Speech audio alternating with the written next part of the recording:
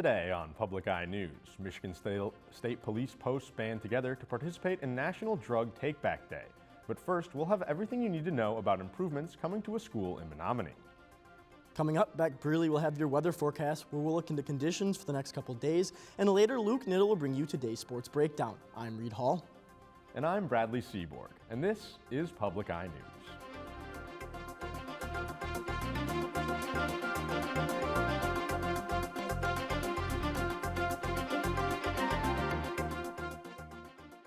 The Michigan Department of Education has awarded a total of $75 million in grants to 3 Michigan school districts to improve their school infrastructure and more efficiently use their resources. The 3 districts are Flint Community Schools in Genesee County, Union City Community Schools in Calhoun counties, and North Central Area Schools in Menominee County. Of the $75 million, North Central will receive $15.4 million to help combine operations from 2 buildings into 1 and create a facility with modern amenities and flexible classroom spaces. The improvement of infrastructure and more efficient facilities will help Michigan meet its 8 goals outlined in its Top 10 Strategic Education Plan.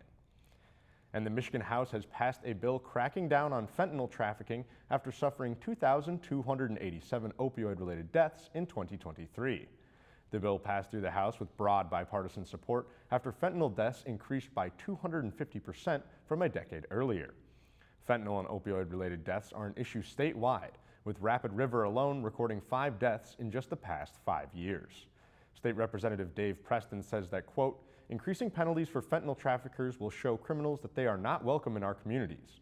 And should they be stupid enough to peddle on our street corners, they should know that when we catch them, they're going to get hit with the full brunt of our criminal justice system, end quote. The plan would also place a 10 to 40-year sentence for adults found selling to minors. Northern Michigan University has announced this year's summer camp opportunities. 9th through 11th grade students are invited to apply for a free week-long cybersecurity summer camp hosted by the UP Cybersecurity Institute. The camp will take place July 13th through the 18th.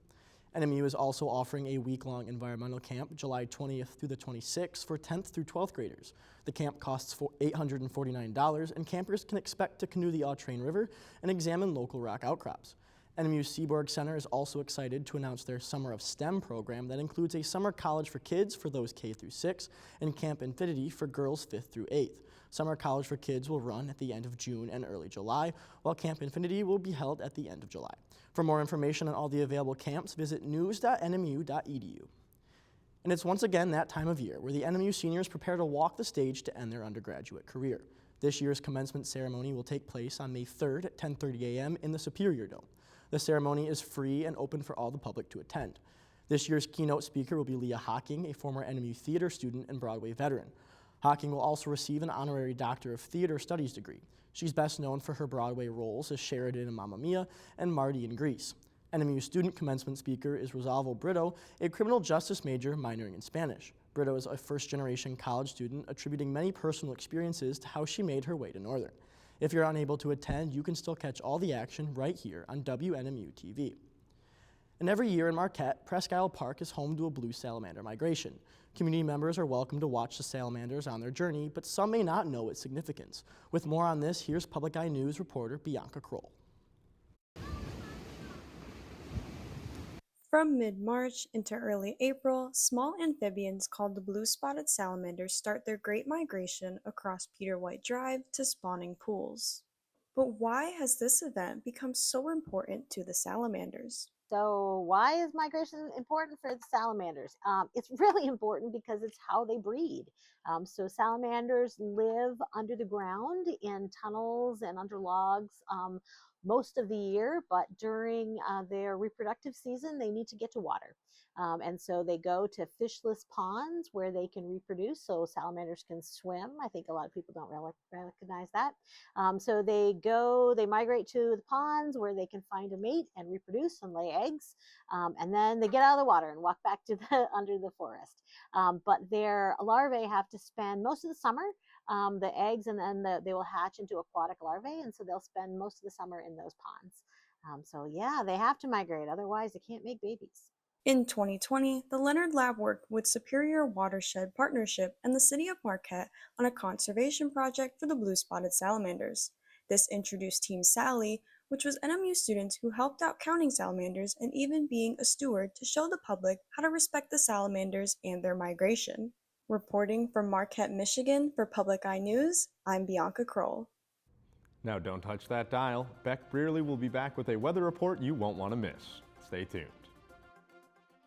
At 7 p.m. when doors open at the Moody, people start filing in. There's just something about walking up those stairs and opening those big, heavy doors. Get to be up close and personal to some of the biggest artists in a very intimate, historic setting. It's so iconic, the backdrop. That excitement in the crowd starts happening. Here I am 15 feet from an artist that I really admire. I swear, he looked right at me. My dad's like super into it, which means I'm getting super into it. Wonderful music and the coolest vibe around. Hello and welcome back. My name is Beck Brearley and I'll be giving you your Public Eye weather report. Taking a look behind me at the rooftop campus cam, it's looking a little dreary in the skies, but that doesn't seem to be stopping these students here from having a good time. Got some new progress on the new library, but taking a look at the conditions across the UP, we're looking at clouds and a little bit of rain showers all across the board, with a current temp of 44 in Houghton, and we're looking at a current temp of 43.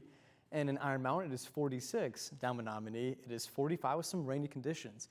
Taking a look at the eastern side of our board in Escanaba, we're looking at a current temp of 43 with some more of that rain. Manistee, it is 45, and in Sault Ste. Marie, it is 46 with some more of that rain. And back in Marquette, it is 37 and cloudy. Taking a close look at our conditions, we're looking at winds coming out of the north at 14 miles per hour with a barometric pressure of 30.22 inches and falling. And tonight we can see some more cloudy conditions with a low of 36 and winds coming out of the north-northwest at 15 miles per hour. And our moon phase is a waning crescent. And tomorrow, some partly cloudy skies with a high of 46, a low of 34, and winds coming out of the north at 15 miles per hour. Looking ahead, this Sunday, things starting to heat up a bit with a high of 61, some partly sunny skies, and a low of 45. This Monday, a high of 57 with some mixed rain showers and a low of 48. And this Tuesday, a high of 52 with some rain in your forecast and a low of 31. That's all I have for weather. Back to the desk for your statewide news. Thanks for that weather update, Beck. Looks like we've got quite a bit of rain still in the forecast to come. Now for our state news. Tomorrow, Saturday, April 26th, is National Drug Take-Back Day. At thousands of local drop-off locations nationwide, you can anonymously dispose of unneeded prescription medications from 10 a.m. to 2 p.m. In Marquette, drop-off locations are the Marquette Police Department, NMU Police Department, and the Chocolate Police Department. And around the UP, you can find a drop-off location at your local station. Last year, nearly 630,000 pounds of drugs were collected across 4,644 collection sites, bringing their all-time total weight to 19,200,440 pounds collected. And Michigan Democratic state representatives in both the House and Senate reaffirmed their commitment to lowering the cost of prescription medication at a press conference today outside the Michigan State Capitol. The press conference followed the passing of legislation hoping to make life-saving medication more accessible. The legislation comes in contrast to pharmaceutical companies continuing to post record-breaking profits. Roughly a third of Michigan residents stopped taking prescription medications due to their cost. The new legislation will establish a prescription drug affordability board, which will review the cost of high-priced drugs and strategize fair pricing, including setting upper payment limits on prescription drugs sold in the state. And today is the final day for the public to pay their respects to Pope Francis before his funeral tomorrow morning at the Vatican. Tens of thousands have already visited St. Peter's Basilica so far. CBS News' Tina Kraus has more from the Vatican. The devoted descended on St. Peter's Square for a third and final day to see Pope Francis one last time as he lies in state. We are waiting this moment for a long time now to come and see the Pope. Tens of thousands, including the Pope's relatives, have come to pay their respects so far. Vatican officials kept the basilica open past midnight again Thursday to accommodate the crowds. Around the world, the faithful also gather for Mass to pray for the pontiff.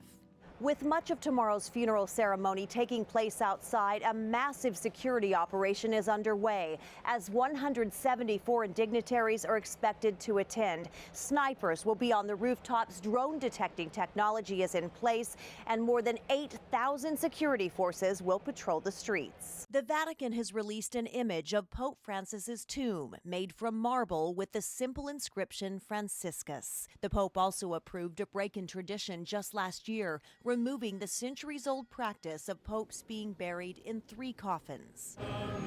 Yesterday, rosary prayers at the church where the Pope will be buried, the Basilica of St. Mary Major, led by Cardinal Luis Antonio Tagle of the Philippines. He's mentioned as one of a handful of candidates who could become the next Pope. New York Archbishop Timothy Dolan is one of 135 cardinals eligible to vote in the conclave to choose Francis's successor. We certainly want somebody with his gracious, humble, simple, loving style. The date of the conclave is expected to be announced after the funeral. Tina Kraus, CBS News, the Vatican. After this short break, Luke Niddle will be back with a sports report you won't want to miss. Stay tuned. Graduates of Northern Michigan University, we are so proud of you for this major accomplishment. Congratulations, you did it!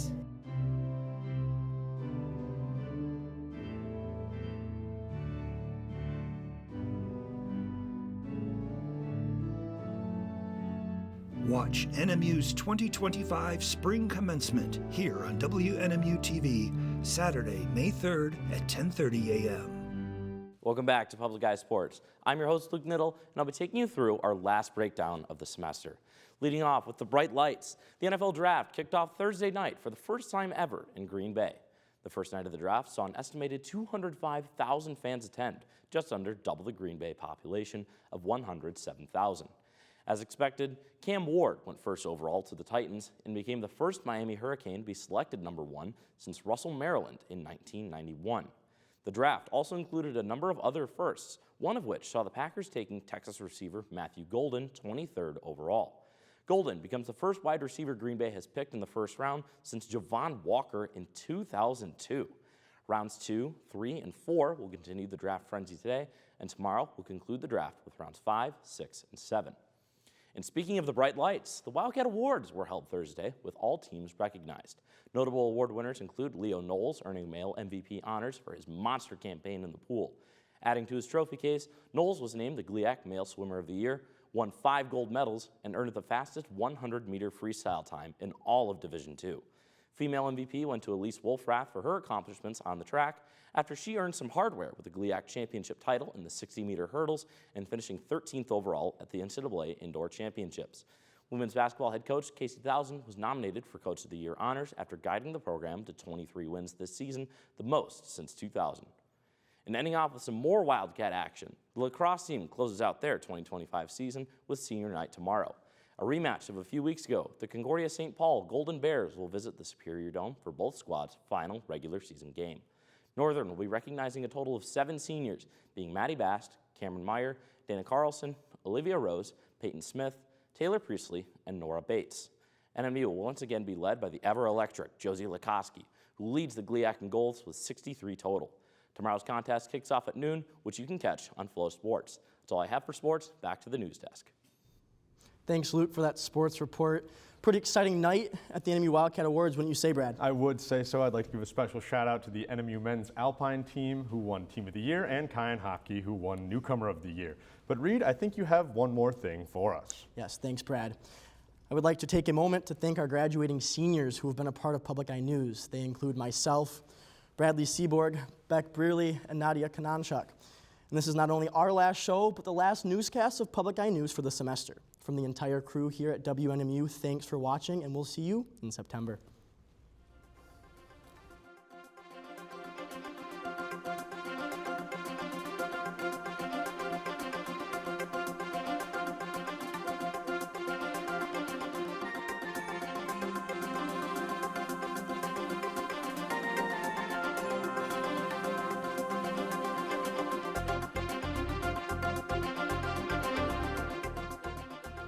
The preceding program was produced by WNMU TV, Northern Michigan University Public Television, in studios located in Elizabeth and Edgar Hardin Hall.